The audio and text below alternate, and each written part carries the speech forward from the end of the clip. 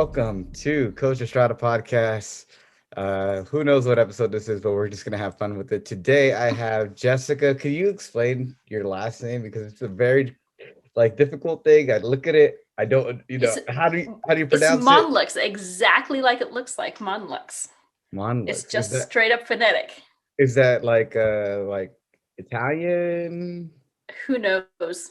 Okay, okay. Just I thought you had a cool background story. Nope, got nothing on the other than married into it, and there you go. Like it's just straight up phonetic, and then it's really funny when people try to pronounce it and they don't know it. You get all sorts of people trying to turn it fancy, and it's just not. No, just keep it simple, people. Keep it It simple. is just straight up phonetic, and you're good to go.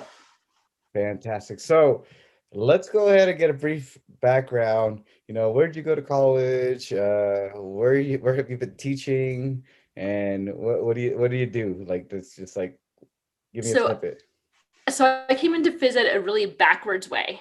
It is not the first thing I started out doing. I was actually, my undergrad was kinesiology. So I have a bachelor's in kinesiology, but it was directed towards pre-med. So my background is very much the pre-med background. I had applied to get doctor of physical therapy programs, and then I left LA and moved up to Northern California, small town where there are no schools. So I actually never even found out if I got into those colleges I applied for my doctorate in physical therapy programs because we moved in, I was like 21, had no idea about like mail forwarding. Like I didn't know. So I still to this day have no idea if I got into I think I'd applied to like 3 programs or something like that.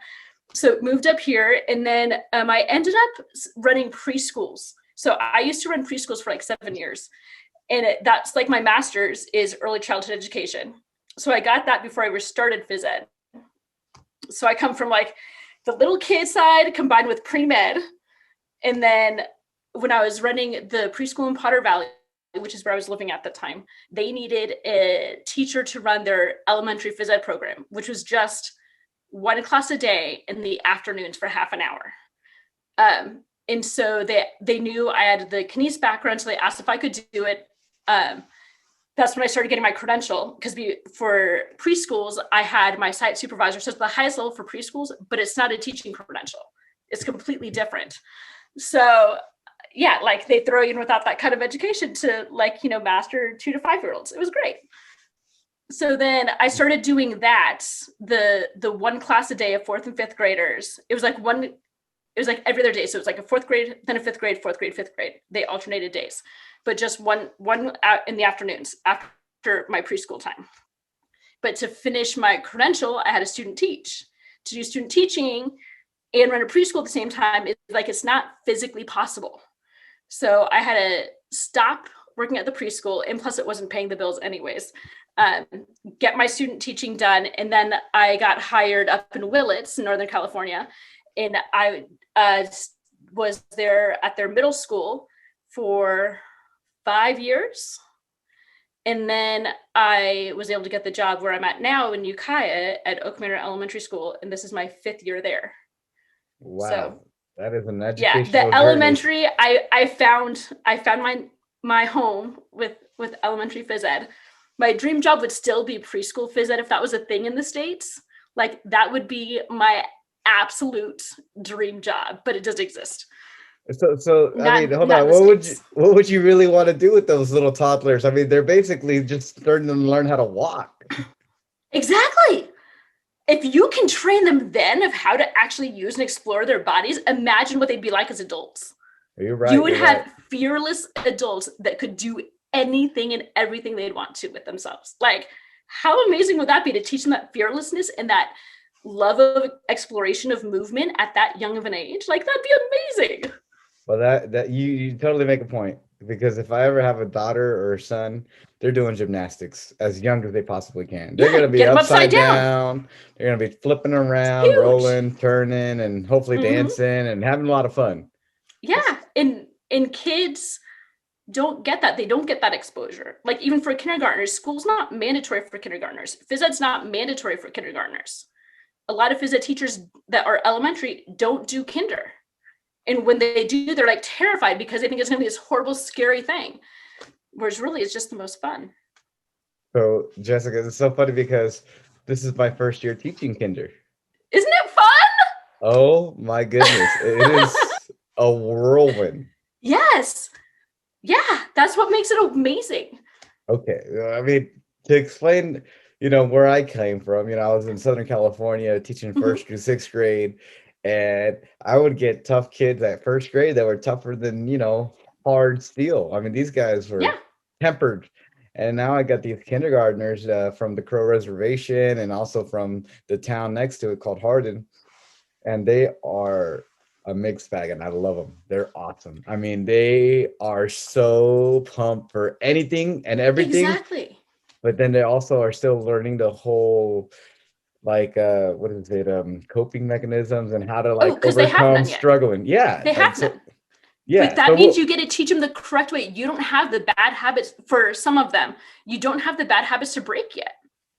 This what is is your a clean slate of education. They don't know what to expect. So whatever you tell them to expect is what you're going to get. So what do you tell those young physical educators or even mature physical educators that are asked to teach these youngins, and now post COVID, they're going to even Mhm. have worse, Yeah. coping mechanisms. They're going to have really bad behaviorisms. So What do you recommend for those teachers? remember, they're only 60 months old. Mm, They're only 60 months old. They have lived so little life. You are giving them their life experiences. okay, So you keep it positive, you keep it about them, and you're building their life experiences right there. absolutely. They That's learn that's through play. They're 60 months old. That's it. 60 months old. They have what. so little to go off of. So when you were doing all those courses in your masters and maybe your Mhm. bachelor's, what was something that stood out to you that you're like, this is the nail in the coffin. This is what I absolutely need to do with those young kids, those youngins that are like under 5. What do they need the most? Oh, you did not learn that in school. You learn that from just boots on the ground. That is, they just need love. They need to know they're important to you. They need to know they matter. Um, and they need to know that the world is a safe place. You can mess up and life will go on. You can mess Mm, up and you will learn. Life is not easy. Life is hard. As adults, life is hard. Like, especially right now, life is just hard. And that's okay. To do hard things, to overcome them, that is like the greatest self fulfillment that you can feel. And if you can teach a kid that, like, you're set. more That power kid to has them. nailed life. Yeah, they can flex on, hey, that wasn't that bad. You Right. know, Like watching a kid learn how to jump rope for the first time ever, have that first successful jump is like one of the biggest highlights I will ever have as a teacher. oh, and It's they're something so so concrete that is so hard and so frustrating. They put hours and hours and hours into it. They get that one successful jump and they're like, yeah! Like pure and joy and delight.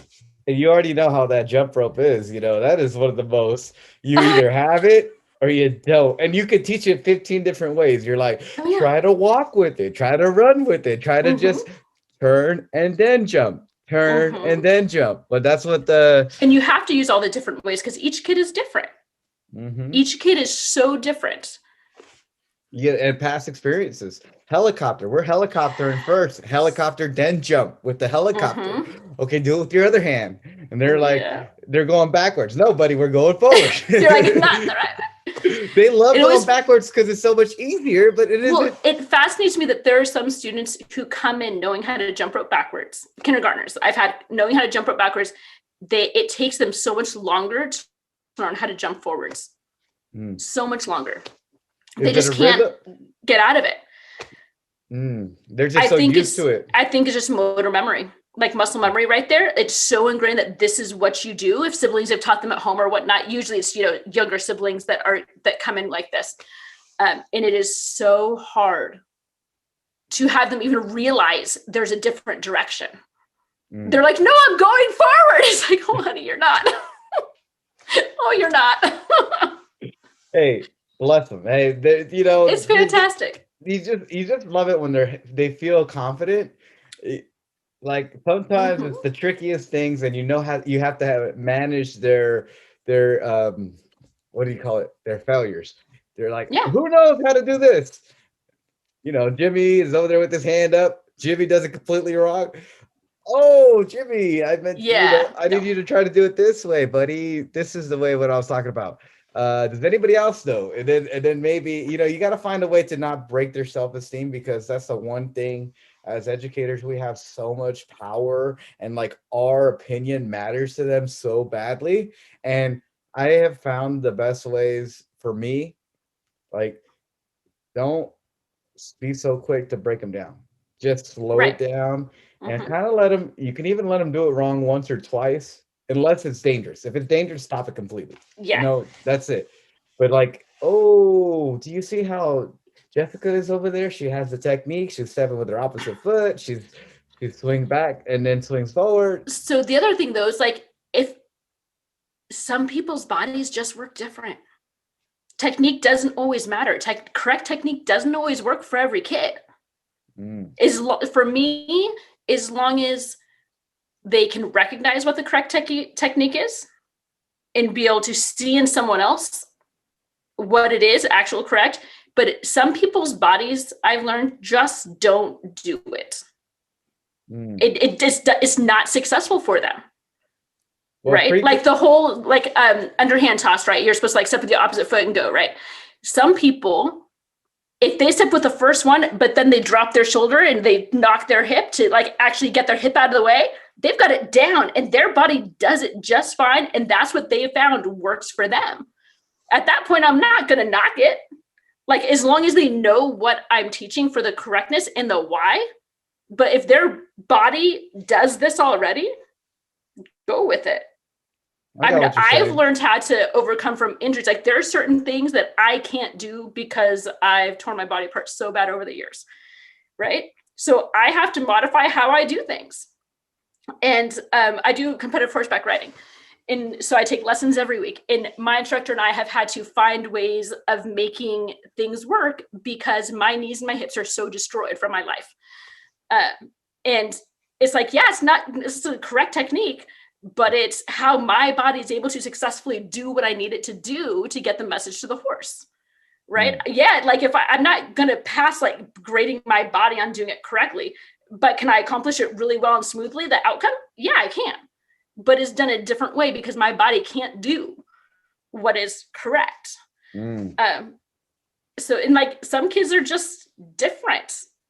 Oh, And absolutely. And we got to love them all equally. and I that comes from the whole actually, pre-med thing of like actually looking at like the anatomy and the actual biomechanics of movement. And if you're still getting the functionality of the movement of what would be deemed correct by doing things a different way, go for it. Your body figured it out before I came along.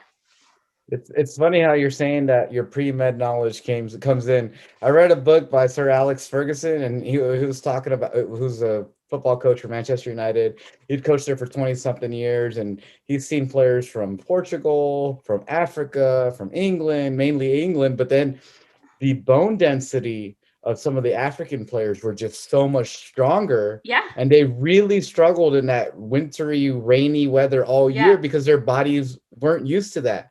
And when it comes down to it, coming from Southern California, dry heat, you get sun all, To all where you year are round. now. It's like, it's a mixture. These kids are tougher in many different ways. Yeah. And like, just like, I've seen these kids go full speed, fall, get up, no, nothing, no Mm-hmm. response. They're just so used to like working on the Just the fields, rough on the and tumble. Yeah. farm. Like, they have like all these skills, and I'm like, I appreciate it. I just remember what I used to deal with back in San Yeah. It's Bernardino. so different. Yeah, it's also like how their parents react to them, Mm-hmm. learn behaviors, like what is For hot at home. sure. So that's just like, we haven't even gotten to the first question, Jess. What are we doing here? What okay, so like now that I kind of get a better picture of you, your de-stress situation is you're on the horse, you're Mm-hmm. breathing the smells of being on the horse, you're getting exactly what you want out of your horse, and you're Oh, symbiotic, not right? usually, no. I would Okay. love if that were the case. Yeah, no, not usually. It's usually much frustration of trying to get my body to do, I want it to do, and get the horse to understand what I'm trying to tell it to do. But it still comes away as my sanity break. So that's the main way for you to de-stress? Yeah. Nice. Like time on the back of a horse, like you can't think of anything else, especially the horses I ride.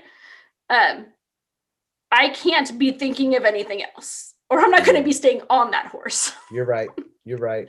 So it is very much all about the moment and all about like I can't worry about anything else because I have to have full attention on this horse and what I'm trying to do or learn or work on or whatever it is. Even more so if I'm out on the trail. But in the arena, it is, you know, like it's a lesson. Like I'm learning, and my instructor's there, and it is like she can tell if I've had a bad day at work. She knows, like, okay, we're not even going to try anything until you like get rid of all that stress, get out of your head, and now we can work on like actual lesson stuff, because it's the same thing with students. You know, you see them come in, they're so wound up in their head, they're like unable to even sit, right? You've got to get rid of all of that before they can even try to learn. So at least I'm glad I have an instructor who she's really good at what she does. She's amazing at what she does. And she can tell from the second I'm coming out with the horse of what kind of lesson it's going to be, and if she needs to change things up based off of me and the horse. But like, I'm definitely the bigger factor that changes more often than the horse does. Oh my goodness. I'm trying to deep-pack what you're saying. One of the greatest lessons as a student teacher that I've ever received. I had an awesome master teacher. Her name was Stacy Brown, taught and coached at La Sierra High School. We walked out and I'm like ready to go, young buck, you know, let's go teach these kids. They're on their numbers. I'm going to go take roll and I'm going to get some lessons going on, right? I think we were on the soccer unit, whatever, or, you know, it could have been like capture the flags. So it was out in the big soccer field. And the kids were chit-chatting and chatting and chatting. And like, you know, I kind of like want to assert my dominance, you know, and, you know, kind of be like, you know, and she's like, hold on a second, George. You got to let them finish their conversation. There's no instruction that's going to happen until they finish their conversation. And for me, that's one of the greatest things I could have ever learned. I mean, this lady was tough. She's a, you know, she started off her career as a deputy. She was in the prisons, dealt with some of the toughest, you know, criminals ever. And she's got these high schoolers, and she's not afraid of one of them. But she knows that it's a give and go. The reality of the situation. The relationship, it goes both ways. You can't just beat them and force them to do things. You have to work with where they're at. You have to have a relationship. You got to get them excited. The expectation is there. Yes, there are going to be kids that fail high school physical education, regardless of what she does and how much effort she puts, because their, you know, priorities are just not there. Right. And I love those little kids that were on the fringes, the kids that were like half dressed, playing around, but I got them going, and she got them going her way, and then I got them going my way. And then I was like, okay, she's got a lot of skill. She's got a lot of technique. There's a lot that I can learn. And that's the one thing we have to be as educators, as teachers, friends, family members, parents, whatever it is, cousins. We can always learn and be better. We can always. And I think that's what you just said is like what I'm realizing it is like, it's my learning is what is my de-stressor, to learn something new. Oh, fantastic. Like really, I'm thinking about it, and if I were to just go and get on a horse and go on the arena myself or whatever, go on a ride, like some of the de-stress is there. Yeah. But if I'm actually getting something out of it, like if I'm taking my lesson, like it works so much better. It is such, Yeah, that's for me, I never realized that before. Well, you know, you riding the horse really reminds me of when I go downhill skiing on the mountains. You know, you cannot be thinking about two or three runs ahead. You have to be in the moment. And the more in the moments you have in your life, the better your life is. Yes. Absolutely. Like, you know, people, because I've traveled a lot of places. People will ask me, hey, what's your travel advice? Let me tell you right now. You might have 5 things on your travel docket. You're going to go to London. You're going to go to Paris. You're going to go to Amsterdam. You're going to go this and this and this.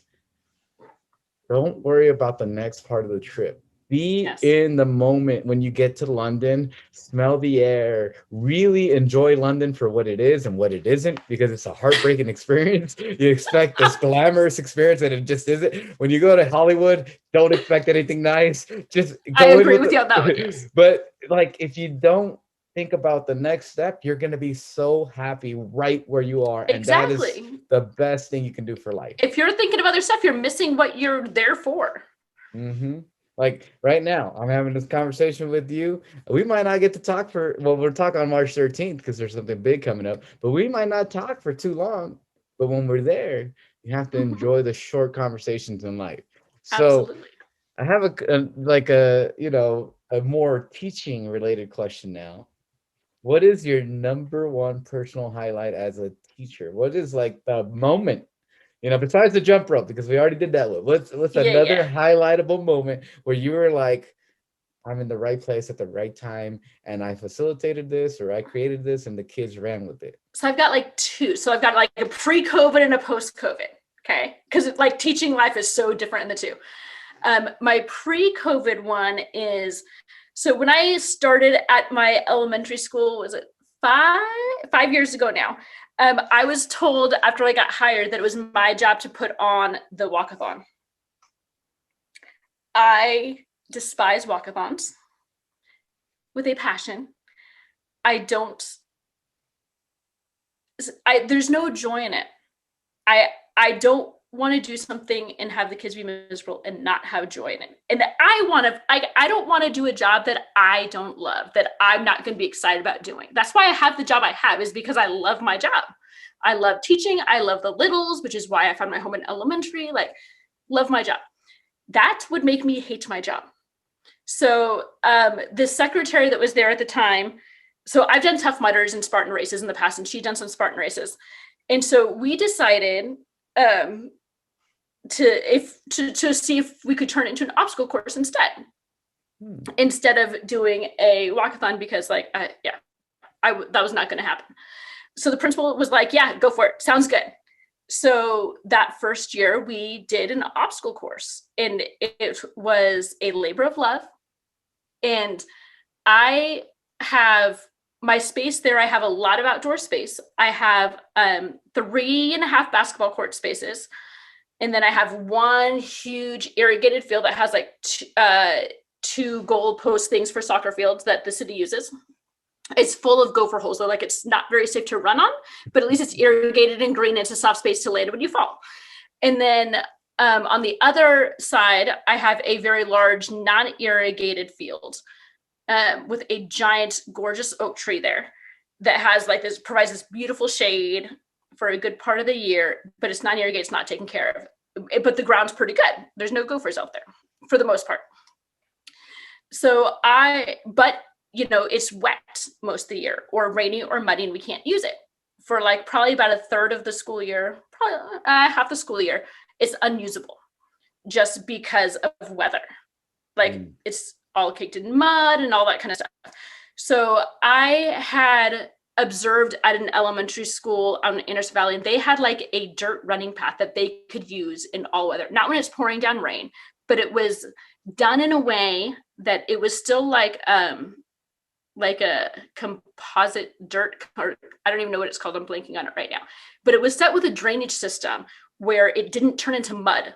It was like not crushed gravel. It was finer than that, but it was like 4 feet wide, and it's just like 1/10 of a mile, right? So, right, like how perfect can you get with that? So that's what I decided I wanted, because that the funds are the only funds I get for my phys ed program, or the funds from this walkathon or obstacle course. Hmm. So I decided that's what I wanted it for. And principal said, yep, go for it. And so I wanted this track, right? And track, not like an all-weather track at all, but I was calling it a track because it sounds much better.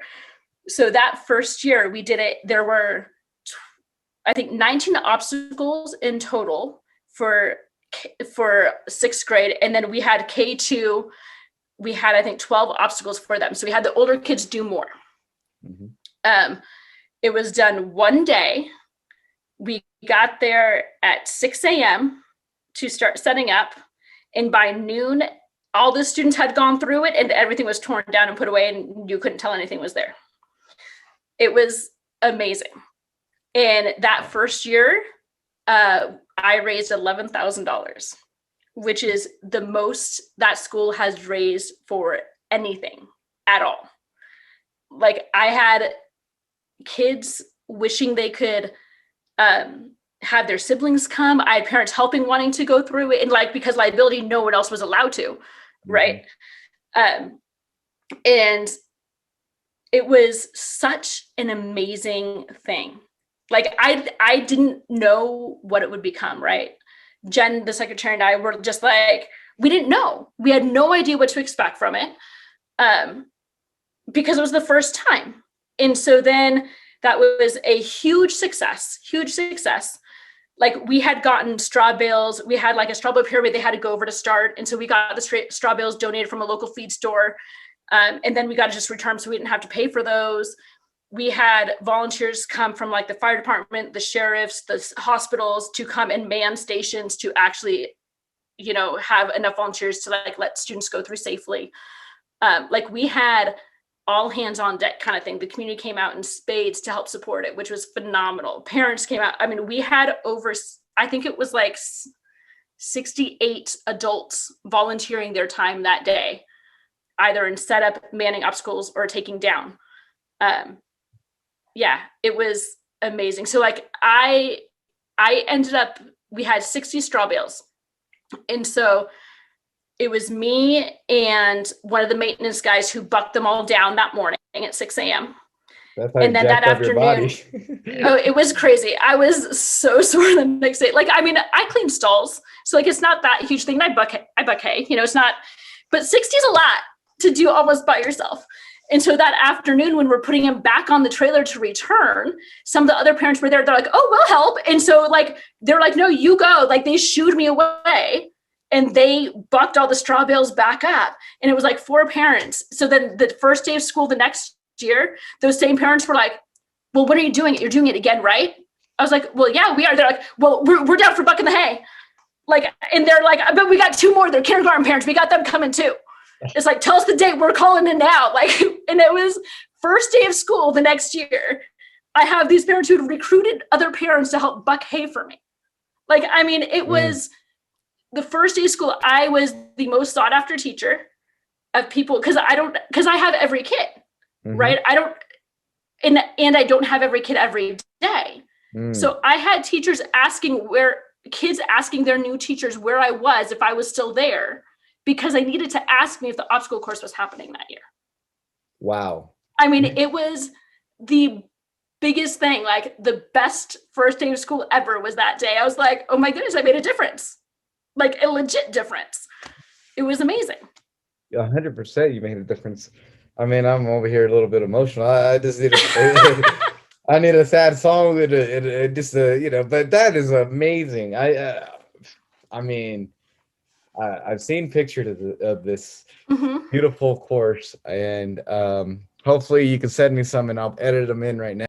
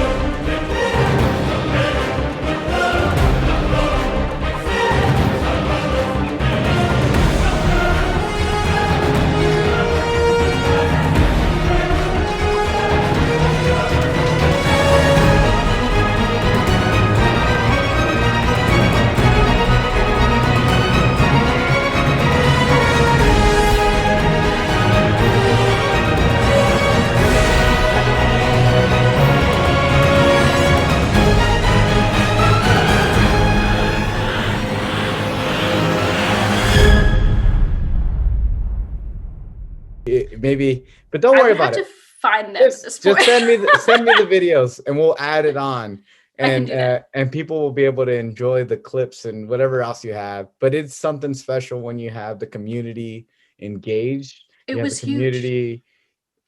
love, and That's the things that kids remember for the rest of their lives.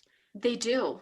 And like it was the first couple years we did it, we had like awards for how much money was raised by that kid or whatever. So if a student raised at least $200, they got an Oak Manor obstacle course t-shirt that a teacher designed.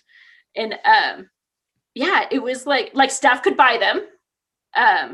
And then the students could earn them with how much money they brought in, which was pretty awesome. So we had quite a few students like wanting that t-shirt the second year. The first year it was just kind of like, yeah, okay, whatever. Like, cause no one knew what it would become. Second year we actually had to make more because so many students got that goal. And that's a good that we problem to were not have. expecting. We're like, oh, okay, I guess we need to get another order. It was amazing. It was amazing. This is like a very fun roller coaster for you. Yeah, because So, like last year it didn't happen. So now I am in the process of trying to make it happen virtually.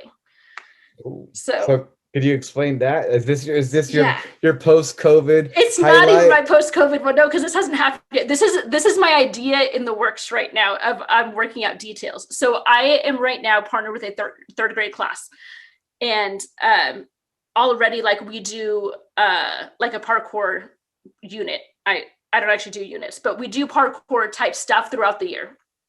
Um, and even with my kinders, that was a huge part of what we've done virtually is, the over, under, around, through, working on all the prepositional words. And then how do you move around stuff in your house? What can you find that you can jump over? What can you find that you can go under? What can you find you can go around? What can you go through?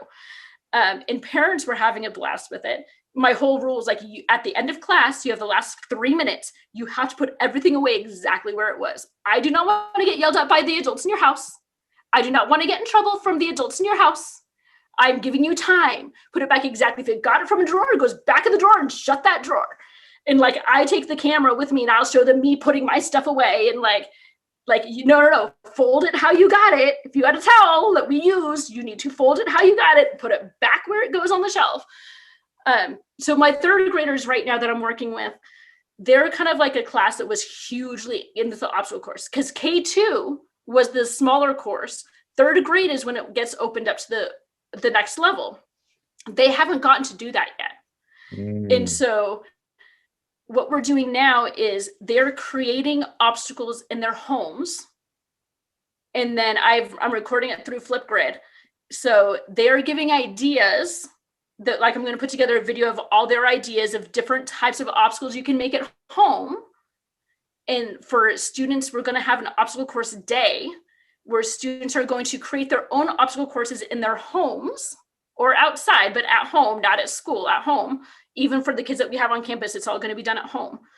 And then record them going through it and submit that to then have this whole huge Oak Manor obstacle course movie and where they can submit all their pictures and videos and kind of see the differences. And I'm going to compile them all somehow. I haven't figured out how yet this part, what kind of compilation it'll be. I can help you out with that. You Yeah. just run some Well, I things. just don't know if I want like a video or just snippets of it because I don't know how many Mm. we'll get. So like that's the part I have to decide is like what format I want it in. Mhm.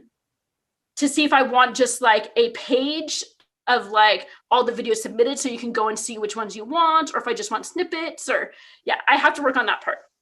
I have to It's decide what I want to do. it's a positive work in progress. Oh, completely.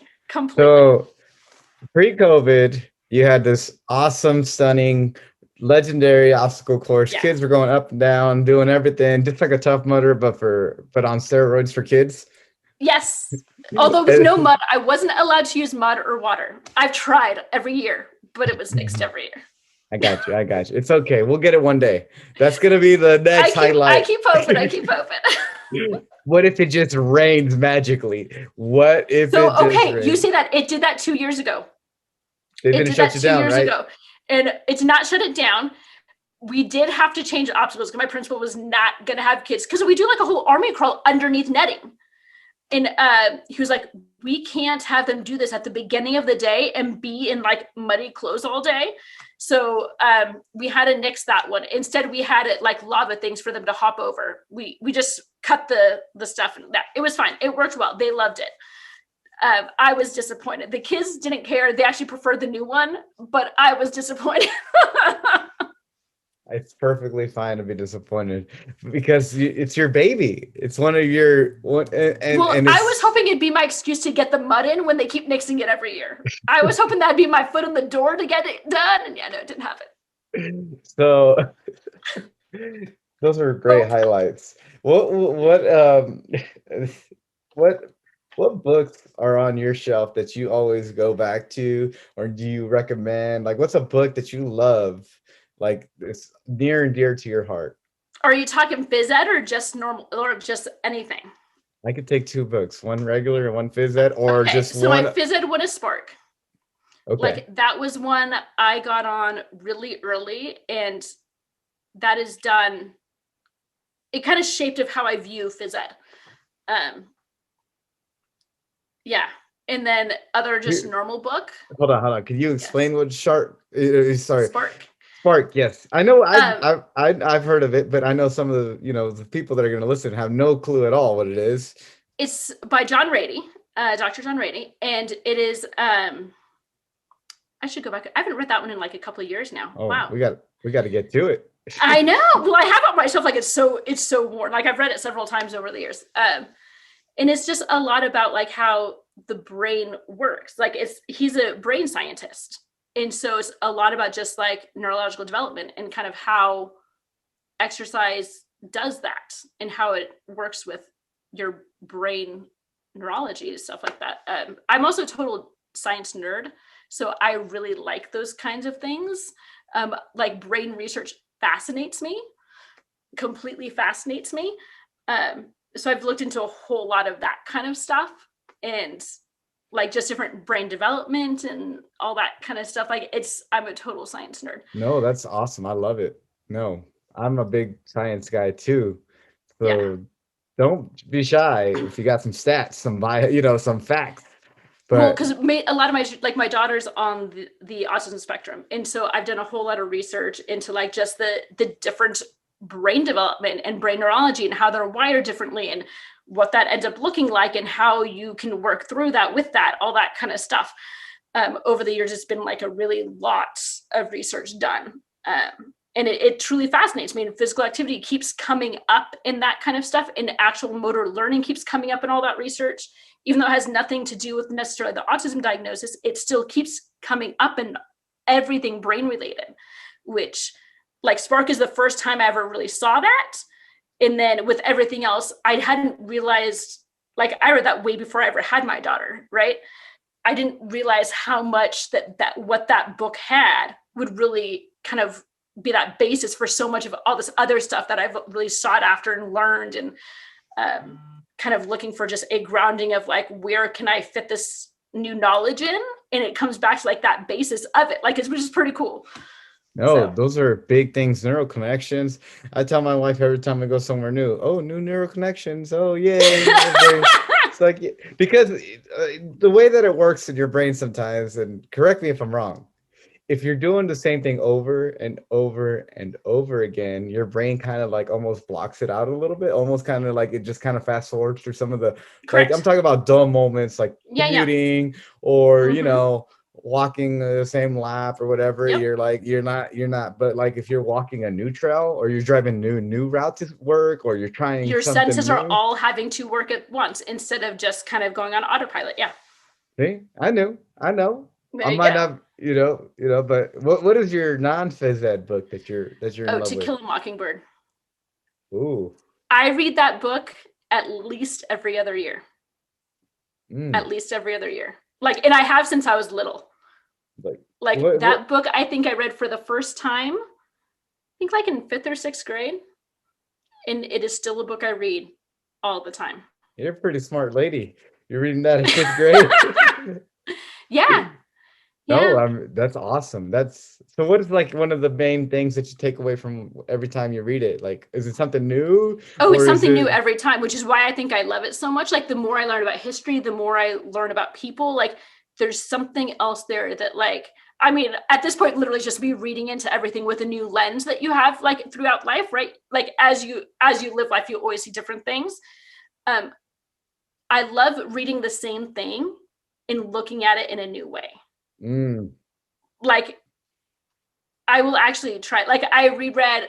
Like I'm also a huge fantasy fan, so like I've read the Lord of the Rings series countless times, Mhm. but I read it um, with my daughter when she was reading it, and it was fascinating to see everything as a parent for the first time reading it. It was the first time I read it as a parent, and then which was like a whole other lens to look through reading that, because it's a pretty intense story. Like putting my kids in that place, like a lot, you see it a very different way. And Mhm. then I read it again with my son when he was reading it, and he read it super young, like super young, and looking at it from his point of view, like he was, I think, 8 when he started reading it, and like he had trouble pronouncing some of the names and the Elvish parts, so we helped him with that part of it.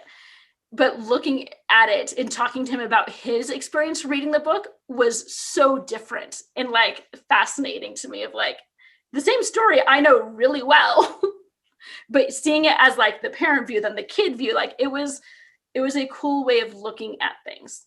That is something, exciting to do with your children. I've seen my friend who's a librarian and she's a writer also, and she has two really articulate, intelligent, awesome kids. Yeah. And they're at we've been there for Friday night dinners, Mm-hmm. and they got to say two things they learned that day, Yes. and they Love have it. to explain it. Like Yeah. they can't just like skip over it. They can't just be Mm-hmm. like, "Oh, at school we didn't do anything." Da, da, da, da, da." And like I do that with they my kids too. actually kind of like are pumped up to share. Oh yeah. Oh, they love it because they know that they are the star of the highlight of the dinner time, and Yeah. there's nothing else in the world but them. See, I do And that on the drive with my kids, mm, yeah, because that's a it's a half-hour drive when I pick them up, and so it's like they have to tell me something they learned at school. They have to tell me something they practiced or got better at, something they did nice for somebody, something nice that was done to them from somebody else, something that made them laugh, something they did to make someone else laugh, and then something gross or scary. So do you have like a little post-it with all that written down, or you just have it No, knocked it's down in your literally like, I brain? mean, I've been doing it for so long with them, for so long. Like, yeah, I came from this list I got. I have no idea. We'll come back It to came that. If off of it, it a list I got somewhere, and I modified it because to like your those are the needs. things that I wanted to know from my kids.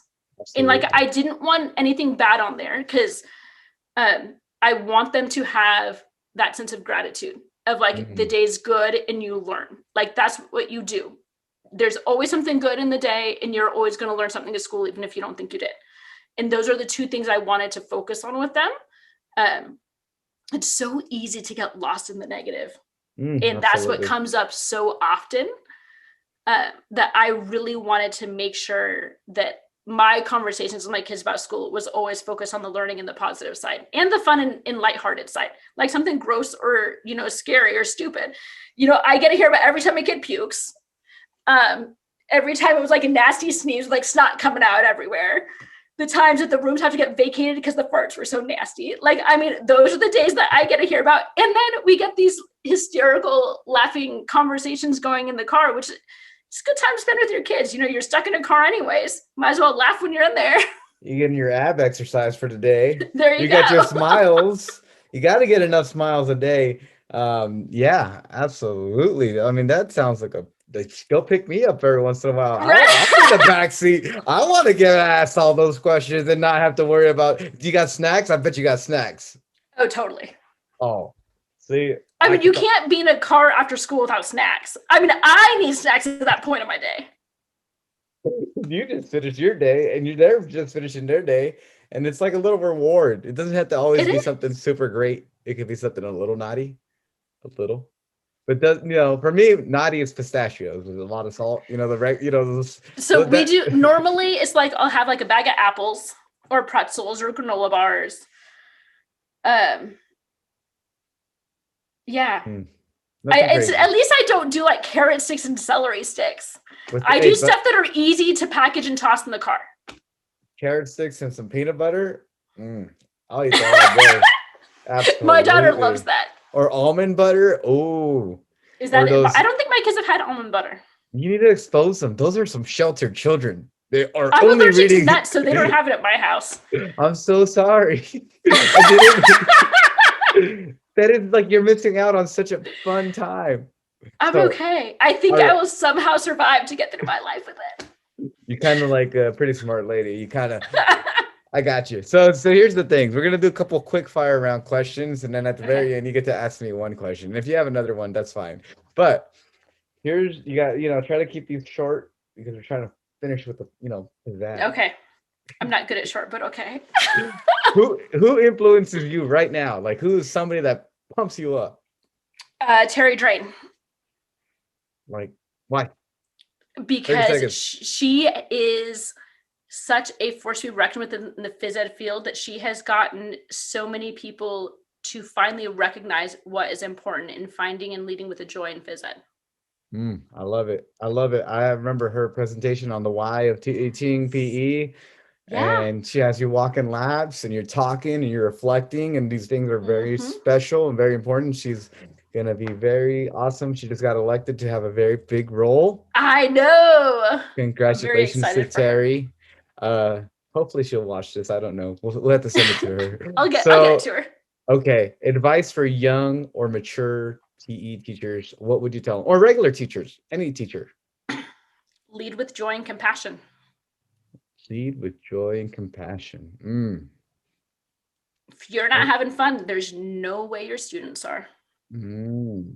If you're not selling, they're not buying. No way. They're not gonna enjoy themselves if you're not Phys gonna ed have a teachers good have to time. be the best used car salesmen ever. You see this, guys? We're gonna run this a couple times, and then we're gonna come back and do this little circuit thing where you're gonna be exhausted, but you don't know it's gonna happen. And at the end, you're gonna Exactly. feel great. See, Oh you do yeah. that, your kids are sold. You're like, okay, we're doing laps and circuits today. Like, yeah. No, I have them. They got the little Disney printouts, and they're like, they're work. They don't even know they're doing They have no lunges. idea what they're doing. I love it. That it's such Oh, hard work. Yeah. and they love it. They love it too. Okay, last question for you. What would you be doing if you weren't a PE teacher? Good Okay, grief. I couldn't give you all the answers to the questions. I'd probably end up in physical therapy, Oh, that sounds like like a what I was going to be blast. doing back when. No, it's great. Physical But therapy. the only issue with that is I'd have to go back to a city to go back to school, and I can't do cities anymore. I did it for too long. No, if you cut the schooling out, let's just say you were Oh in the yeah, dream physical job. therapy, hands down. Yeah. Well, you would be like therapist, you'd be therapeutics for yourself all day, every Well, day. so in college, I was working at a physical therapy clinic, and that was the best I ever felt because I was Oh, like rehabbing myself at the same time. Like the only reason I'm as functional as I am now is because I still do everything I learned back then. mm, Because if I did fantastic. not do like my rehab stuff on a regular basis, I would not be walking. I'm gonna have to keep you on after the conversation because we could talk about this. I got like two plates right here, and I Nice. was like climbing and doing all this crazy stuff, and then it got all jacked up. But that was 3 weeks ago, and now I'm doing my pull-ups again. I'm doing the walls again. Yeah. We'll talk about it later. Talk about it's gnarly. I got like 12 screws in there, 4 on the bottom, 8 on top. I would love to see those x-rays. Oh, I'll That would send be it to you. like fascinating to me. Don't worry, you'll see them. No, it's silly, but okay. You get a chance to ask me any question you want, and it could be weird, fun, anything Okay, when are interesting. you coming back to EPEW? Well, I am going to be Ooh, presenting this summer, I know. so I'll be there virtually. My goal is to be in Ireland and simultaneously be at the conference. You could totally do that. That is This the year goal. only. Next year, I have to schedule my Ireland trip around the EPEW, which is always around my Yes. birthday. I know, I remember. It was a great time. I Because remember. that's how I met you was through EPEW. And that's how you make these, what is it? You go in there, you don't know what you're gonna get, then you leave with the families for Oh, life. you come as a participant, you leave as family. Absolutely. Or you come to EPEW learn, leave as family. Yeah. is a That is special very much what place. EPEW is. Hmm. And there's going to be people that are listening to this, maybe a handful that get this far in, and they need to be at EPEW, regardless of what their profession is. Oh, if they're sitting here listening to both of us chat this much, they're EPEW. Yes, they should They're, be. and they're only going to get better nuggets of information from them. Totally. And when you go to these PDs, the professional development conferences, if you take away one thing, it was a success. That's it. Like, Yes. usually you're going to get 4 or 5 Yeah, things, yeah. but if you get one thing, then it was worth listening. But I would also add if you also gain a connection. Ooh, If you now gain a connection to someone else, because that way you don't even need to learn the one thing. You can get it from that one person later. I love it. If you can gain that one connection, And you're good. PE teachers love to talk. Yes, me in particular. So, any final thoughts that you'd like to share, on physical education? What do you Oh yeah, I didn't even get to the big question for you. Oh my Do I goodness. want to hear it? You're back in school. How has that experience been? So I am physically back in school, yes. However, I'm not actually teaching phys ed. So that is super frustrating and discouraging. It is wonderful to see kids enjoy being kids again, though. Mm, That is pretty priceless right now. It is not where I'm at the best situation. Like I would so much rather, like I'm partnered with a third grade class. So I'm basically a second teacher in their classroom right now. Like I'm running reading groups and all that kind of stuff. And then I'm supposedly going to be starting to teach phys ed again in 3 weeks, but the phys ed job will remain virtual. So the PE teaching part will not be in person, even if students are on campus going to school, just because of space and the fact that, like, I am one PE teacher for an entire elementary school of 500 students.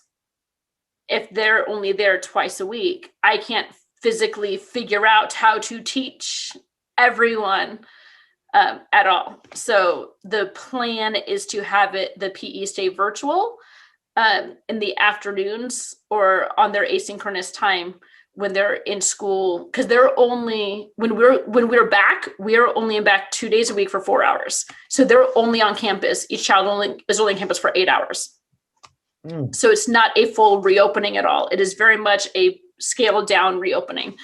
So all of the extras, like all of the SPED resources, all the phys ed, all the RTI stuff is all going to stay virtual after outside of their classroom times.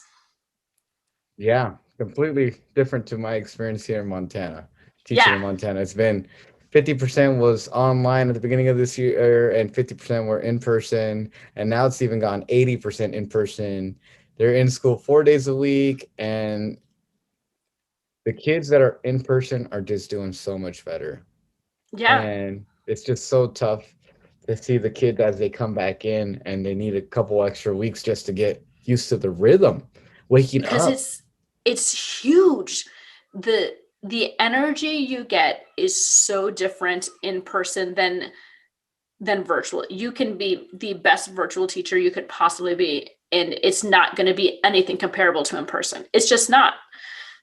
Not that it's bad, but you can't compare it because they're just so different. Mhm.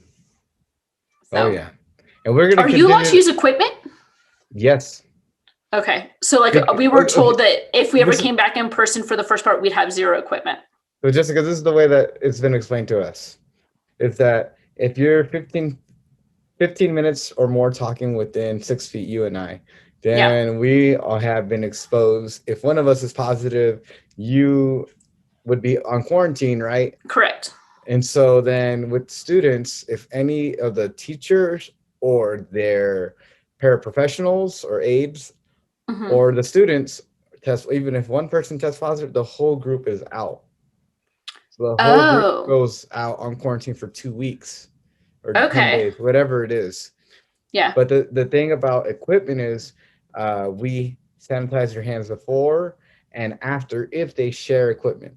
So for Right. me, if a kid is using the ball by themselves, they're catching independently and they're doing challenges or basketball skills, whatever it is, Yeah. they give me the balls and I have a little 4 to 5 minute activity on the screen and they're following While along. you're Whether it's like sanitizing everything. while I'm wiping down, I am so blessed with my custodian. He is a gentleman and he's a saint and he's gonna be one of my best friends as long as I'm at that school.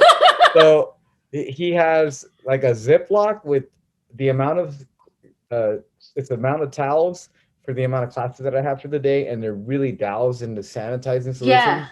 It's called Envirox, and so the Envirox is in the towels, and he also has this big black container, one of those storage soaps with the Yeah. yellow Yeah. on top, and he fills that up with like about this much solution. So it's a Yeah. lot of solution. So I'll douse the items in that, and then wipe it down, let it dry, and Nice. and depends on the equipment. So like I haven't really allowed them to use bean bags or anything that was like cloth, except Yeah.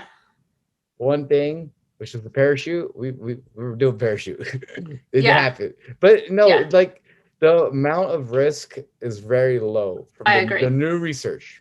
Yes. So, if one kid is positive, the whole group's going to be positive. And the thing about it is that compared to what they're doing throughout the day. So if they're there all day from 8 to 3:30 and they're having breakfast, they're taking off their masks and they're sitting within 3 feet with the next kid, to the next kid, to the next kid. Wow. Like I told you, it's a different world, but they Yeah. know that the units, they call them The cohorts or whatever, the cohorts. Yeah. they're small. You Yeah. know, there's 18 kids in my largest class. Wow. 18 kids. It's a little Well, different. the class I'm with right now, there's 4 in person. 4 Wow. kids that are in person. The rest are staying virtual. Mm. Those 4 kids are gonna get some experience. They're gonna get spoiled, from what I can tell. They are. But it's only 8 hours. It's It's sad, but only it's 8 hours for a week. Yeah. like for me, at least do 3 days. Give me 3 days. Give me Yeah. 4 days, maybe. But you're gonna build up to it, and as Right. the confidence goes up and the research shows it's safe enough, then you're gonna have more kids.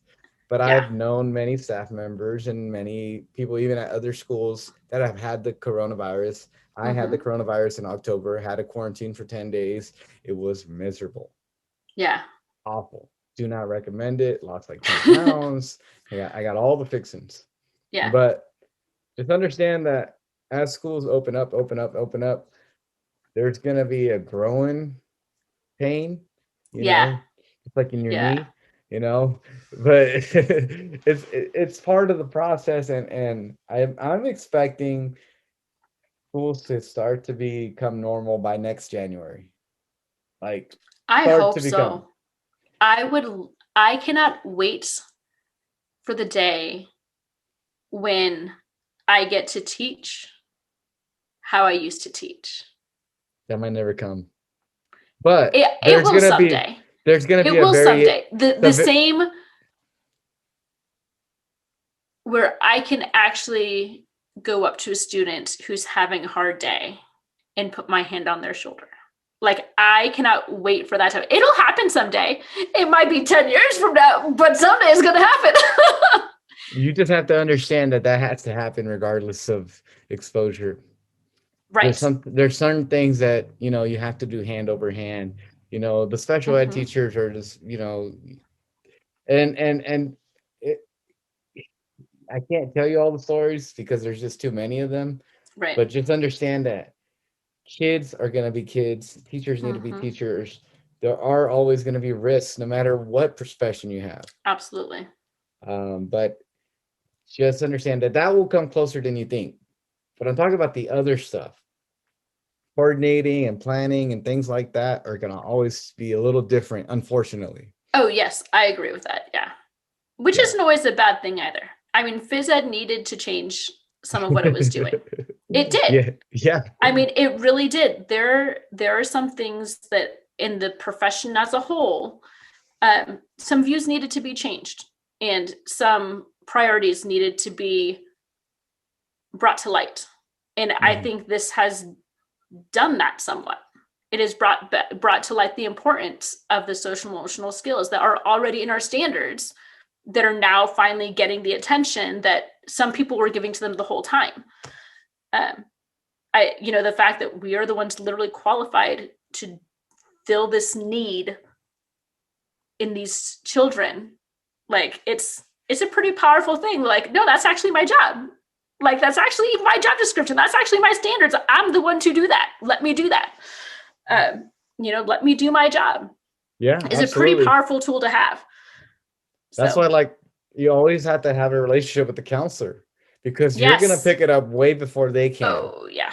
They just are overloaded with kids and they're Mm-hmm. overwhelmed sometimes. I love my ex-counselor that I was with down in Southern California. Her and I, like, we would have like full-on conversations that this is what's this going on, this and this and this, and I have how can standing we? monthly meetings, or I did. It's Like, I had standing weekly meetings with our behavior support team because yeah. I'm the one who saw it. I'm the only teacher on campus who sees every single kid in school. The only Mhm. one.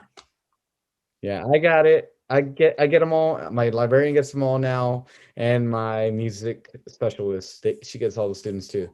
But when you have my lens and Mm-hmm. when something's wrong, You do. all these bad learned behaviors and all these things that, and certain kids at 5 or 6 years old have gone more than you and I have combined. It's Oh, unfortunate. completely. Completely. Which is terrifying to me. But that is the reality for so many.